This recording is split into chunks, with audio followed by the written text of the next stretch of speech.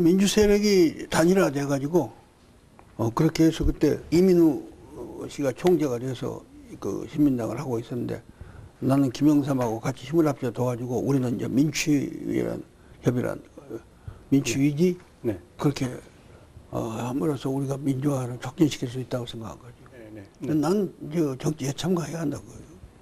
참가해서 국회라는 설사 독재 지배하에서 국회는 그래도 거기서 가장 언론 자유가 보장되고 신변이 보장된 장소고 또 국제적인 그 여러 가지 각광도 받을 수 있고 국민에게 대해서도 많은 자극을 줄 수 있는 장소이기 때문에 그건 가야 한다. 우리가 혁명하지 않는 이상은 정치 투쟁인데 정치 투쟁이 왜 국회를 안 들어가냐? 그건 들어가야 한다.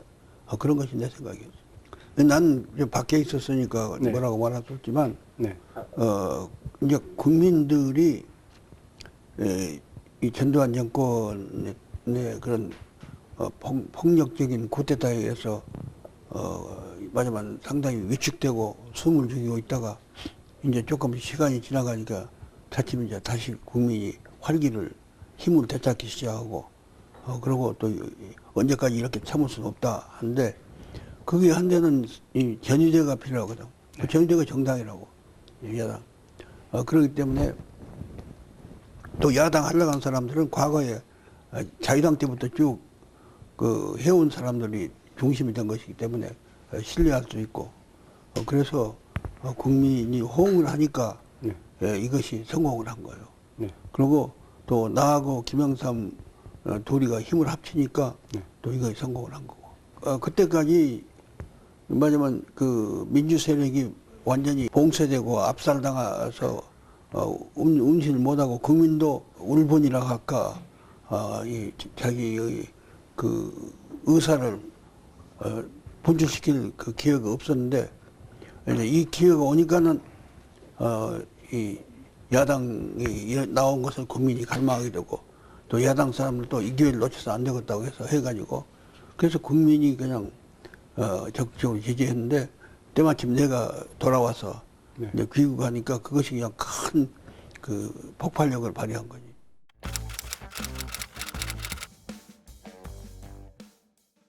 건국대 학생들이 역대 학생들이 들어가서 그래가지고 뭐 그 학생들을 그냥 막 전부 빨갱이로 몰아가지고 체포하고 탄압한 그런 상태가 생겼어요. 그때 아주 사태가 어려웠어요. 전두환 정권이 다시 비상계엄을 선포해 갖고라도 제2 쿠데타를 하려는 그런 움직임이 있었고, 그래서 이제 또 직선제를 하면은 자기네가 정권을 계속 유지하기가 어렵다 하는 이런 생각도 갖고 있고, 그랬어요.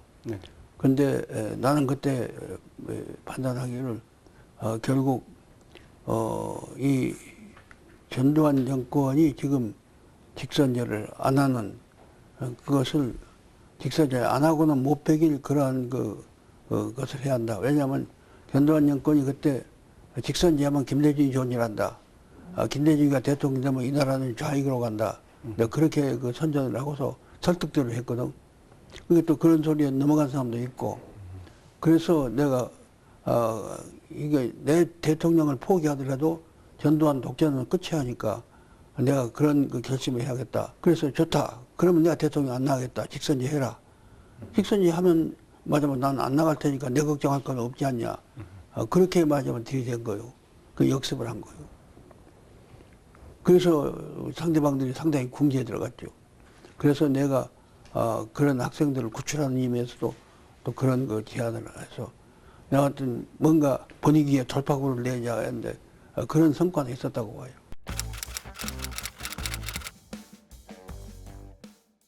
안 받을 거로 봤어요. 그렇습니다. 그 사람들은 그때 직선제하면 죽은 줄 알았으니까. 안 받을 거라고 하니까 받아들이면 좋고 받아들이면 받아들이는 데 좋고 안 받아들이면 안 받아들이는 대로 적을 궁지로 몰 수 있고 그렇게 이거는 어느 쪽에도 손해가 없건 어느 쪽이든지 플러스가 되는 방식이다. 그런 판단에서 전략을 세운 거죠. 전두환이가 그렇게 하면 좋다. 당신이 그럼 안 나온다는 조건으로 나 직선제 하겠다 했으면 안 나왔어요.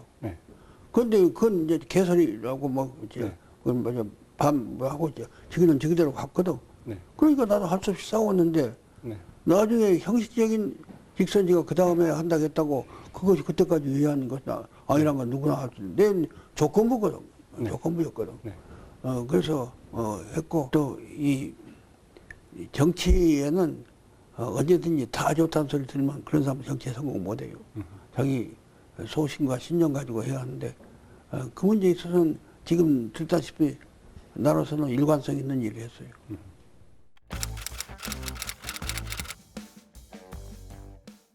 그 사람들이 돌아온 후로 바로 연금해갖고 연금하다가 또 며칠 풀기도 했어요. 그래서 좀 시내도 나가고 그 민주단체들 모임에도 나가고 했다가 또 하고 그렇게 했는데 저는 그 대부분의 시일 날짜는 연금 속에서 살았고 그런데 이제 우리 집 주위에 수천 명의 경찰들이 항상 포진하고 있었고 그리고 안기부가 모두 여러 집을 점령하고 감시하고 있었고 그러니까 사람들이 막 하나도 들어오지도 못하고 그런 상태였어요. 때로는 그 뒤에 장독대에 집사람이 올라가서 길거리에 나와서 이제 우리 집 바라보고 있는 시민들한테 손을 들고 그런 일은 했지만 뭐 의사소통을 할 수가 없었고 그렇게 해서 세월을 보냈어요. 보냈는데 그게 외국 기자도 못 들어오고 또 뭐 외국에서 이 종교의 지도자라든가 민권 지도자 그런 사람들이 와서 못 들어오고 그래서 완전 봉쇄된 그런 상태에서 살았어요. 그때는 아침에 꼭 세수하고 넥타이 했어. 그래갖고 사무실에 거실에 나와서 넥타이 메고 앉았고 그래서 어쩌다 사람들이 오면 그거 보고 상당히 화제가 됐어. 집에서까지 저렇게 아주 단정하게 하고 있다고. 그런데 나는 내 생각은 내가 또 오늘 한번 말하자면 국민 앞에서 민주화를 위해서 내 몸을 바쳐서 일하는 거니까 모든 걸 단정히 하고 국민이 보는 가운데서 산다 하는 그런 심정으로 해야 한다 그렇게 하고 했어요. 뭐 테러 한다는 얘기도 있었고 그랬지만 내가 일생 살아오면서 독재하고 싸운 데 있어 하나의 전투는 그럴수록 노출돼야 돼요. 그럴수록 세계의 주목을 끌어야 되고 국민의 주목을 끌어야 돼요. 독재자가 제일 싫어하는 것은 세계나 국민들이 아는 거예요. 그렇기 때문에 신문 보도도 못하게 하고 사람 접근 못하게 하는 거 아닙니까? 그게 역으로 그렇게 해야 돼요. 그래서 만일 잘못 건들고 하게 되면 국민이 알고 세계가 알고 일어설 수 있는 그런 값을 받아야죠. 그렇게 한 거예요.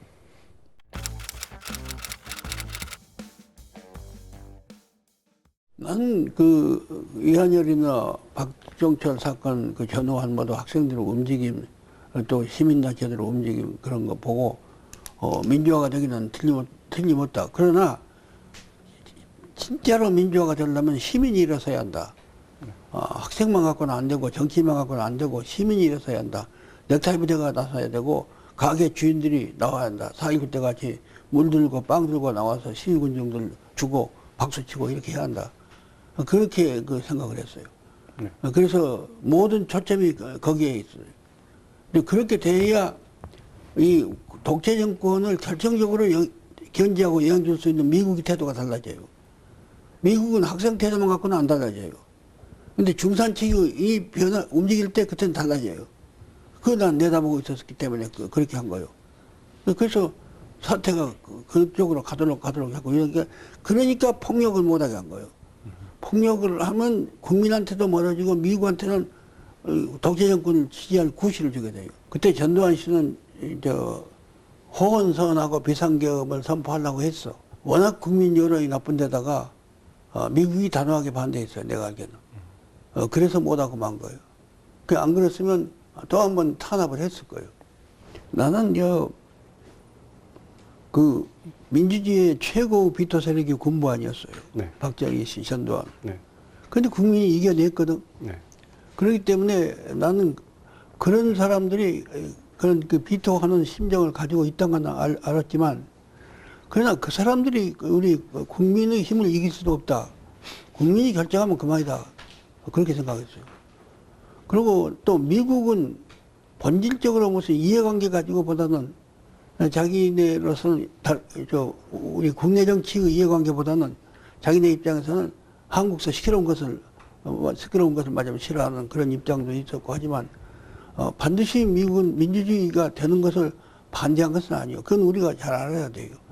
민주주의가 되는데 시끄러워져 가지고 안정이 흔들리는 것을 걱정한 시대가 있었지만 차츰차츰 미국이 한국은 민주주의 안 해가지고는 안정이 없겠다는 방향으로 납득하기 시작한 거예요. 그런 것이 지금 6월 항쟁 때 미국이 맞으면 그 전두환 씨한테 계엄령 못하게 하면서 압력을 가하고 그 도와준 원인 아니에요. 그렇기 때문에 미국은 우리 민주주의를 미국하고 협력할 수 있는 정권이 나오고 그래가지고 안보에 지장이 없는 정권이 나오면 미국은 그 민주주의를 반대하는가 아니라 지지할 수도 있는 그런 마음의 자세가 있었던 거예요. 그리고 나머지 사람, 계층, 뭐 군부라든가, 뭐 기업인이라든가, 뭐 이런 지배층, 과거 지배층들, 그 사람들은 상당히 반대가 있었지만, 그러나 민주주의 하는데 그런 난관점은 극복하고 나가야지. 그런 거 일일이 때문에 좌절할 수는 없는 거고. 물론 그런 사람들의 움직임에 대해서 면밀하게 검토하고 또 관심도 갖고 해야지만, 그것 때문에 우리 목적을 포기하거나 좌절시킬 수는 없는 거다 그런 거죠. 결국 6월 항쟁은 이 나라에서 민주화를 위한 마지막 투쟁이라고 봐야죠. 우리가 제1차 투쟁이 이승만하고 한 4.19 투쟁, 제2차가 박정희 씨하고 한 투쟁, 그 12.6 사태, 제3 투쟁이 7년 6월 항쟁. 그 세 가지였는데 여기서 이제 우리 국민들은 이 혁명을 계기로 해서 민주주의를 자력으로 지켜나갈 그런 체력을 충분히 갖추기 시작했다. 그래가지고 그런 그 체력의 발휘가 그 대통령 선거에서 여야 정권 교체로서 완성됐다. 그리고 계속 국민정부 또 참여정부 계속해서 10년 동안에 민주화는 더욱 전진했다. 이렇게 볼 수가 있죠. 그래서 60항쟁이란 것은 역사적인 의미가 아주 크다고 볼 수가 있고 우리나라 민주화에 있어서 제3의 그 혁명으로서 아주 하나의 금자탑을 세웠다고 볼 수가 있죠. 광주 정신도 계승하고 있는 거요. 광주 정신이 지난번에도 얘기했지만 결국에는 비폭력 투쟁, 질서를 지키는 투쟁, 대화를 요구하는 투쟁, 그리고 마지막 적에 대해서 관용을 베푸는 투쟁, 그게 광주 정신이거든요. 그것이 60항쟁에서도 나타난 거죠.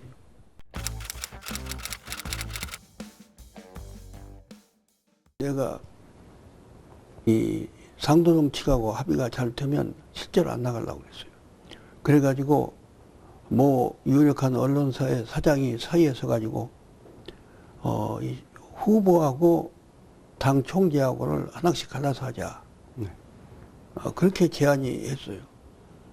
그래서 후보를 나한테는 후보도 좋지만 당수만 갖게 되면 그것도 받아달라. 그래서 내가 그렇게 하겠다고 그랬어요.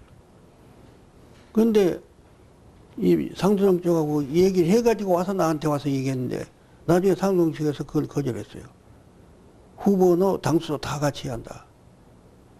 그래서 일이 어려워진 거예요.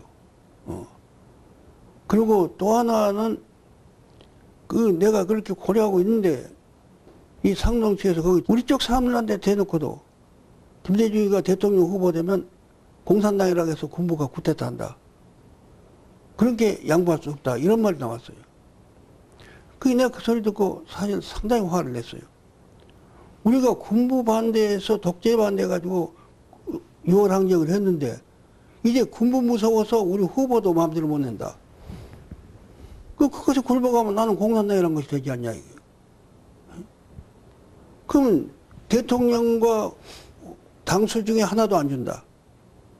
그리고 너는 군대가 공산당이라고 하니까 후보될 수가 없다. 그러면 집권하게 되면 숙청도 할 수 있지 않냐 말이야, 공산당이면. 그런 문제가 그 배후에 깔려 있었던 거예요. 그래도 내가 대국적 입장에서 양보하면 양보할 수 있는 명분과 그 조건만 되면 양보하려고 했어요. 그래서 아까 말같이 그 둘 중에 하나 가지고 타협을 하거나 하면은 그렇게 하려고 했어요.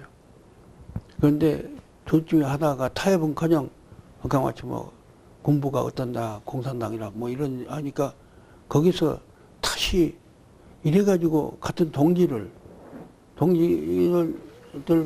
공산당으로 덧칠한데 그것을 구실로 해서 후퇴시키려고 한 이런 사람들하고 더 이상 얘기할 수가 없지 않냐 그렇게 된 거예요. 그 제야 인사들은 뭐 그 당시 내가 민주화 투쟁에서 그렇게 납치당하고 사형한도 받고 별 고통을 치는 것을 같이 했으니까 나에 대해서 더 절실한 생각을 가지고 있죠. 그래서 민주화에 그렇게 희생한 사람이니까 당연히 그 보상도 희생한 사람이 받아야 한다 하는 그런 이론들을 많이 하고, 그리고 나에 대한 또 신뢰가 많았기 때문에 제안은 거의 일부 빼고는 나를 지지하는 그런 자세를 취한 거죠. 거기 모인 분들이, 제약분들이 둘이 얘기를 듣고 대세가 그렇게 결정 났어요, 나한테로. 그러나 나는 또 그렇다고 해서 김영삼 대통령이 그것 때문에 양보하리라는 생각, 기대는 안 했어요. 그죠? 필요하다고 하니까, 또 얘기 들어보겠다고 하니까 가서 얘기한 것 뿐이에요.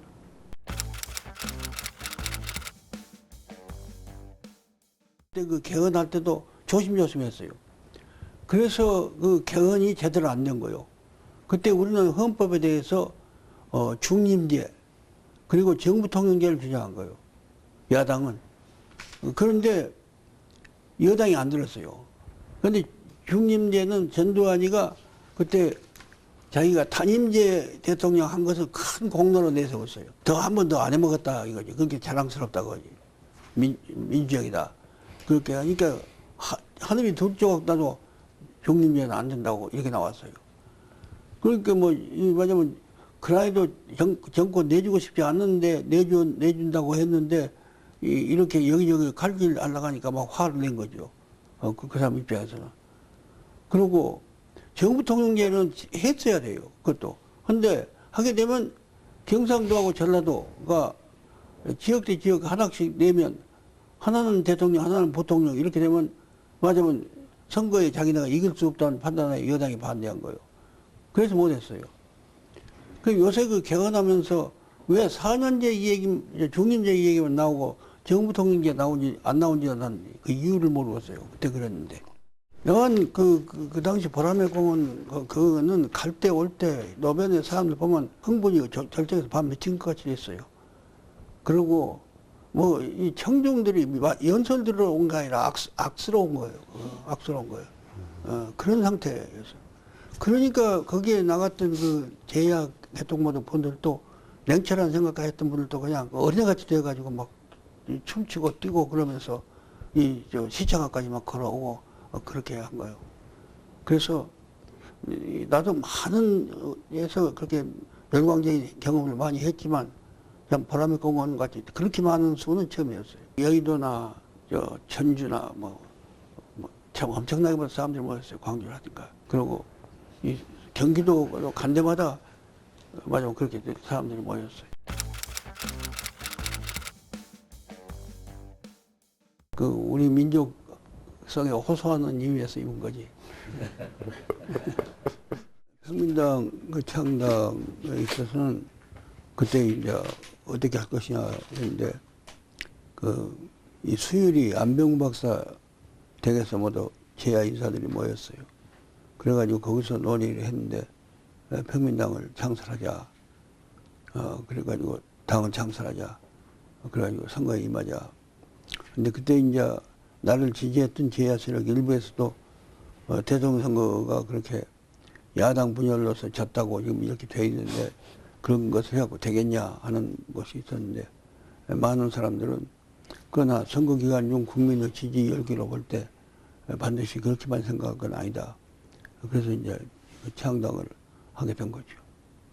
그래서 그 정치인들 주로 나하고 같이 행동을 같이 해오는 정치인들 그리고 또 많은 제야 인사들 그런 사람들이 참가해서 한 거예요. 그때는 그 제야가 굉장히 도덕적인 우위를 가지고 있었거든요. 그때는 아직 학생운동이 주류를 아직 못하고 있는 때고. 그래서 그 제야가 우리 쪽에 가담한 것은 마치 우리가 정치적, 도덕적 권위를 확립한 데도 아주 큰 도움이 된 거요. 그때 아주 황색이 또 상당히 유행이 됐어. 그 혜태가 또 황색을 해서 이상하게 됐어. 황색. 그 평화민당 이름도 내가 뭐다 동지들하고 같이 상의해 짓고 황색기도 우리가 상의했었어.